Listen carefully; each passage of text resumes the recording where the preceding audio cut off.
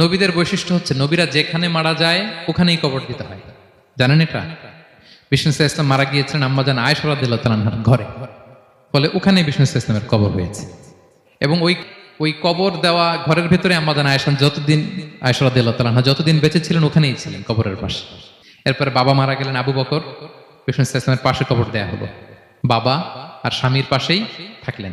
এরপর ওমরে ফারুক মারা গেলেন, ওনারও কবর দেয়া হলো। কিন্তু এখন তো আর বাবা আর স্বামীর সাথে পর্দা নাই, ওমরে ফারুকের সাথে তো পর্দা আছে। তো তখন তিনি ঘরটা হয়ে গেছে ছোট, 3টা কবরে অনেক জায়গা স্পেস নিয়ে গেছে। এখন অল্প একটু জায়গা পর্দা টাঙাই দিলেন ওমরে ফারুকের সাথে পর্দা হিসেবে, ছোট্ট একটা জায়গায় যতদিন বেঁচে ছিলেন ওখানটাতেই ছিলেন।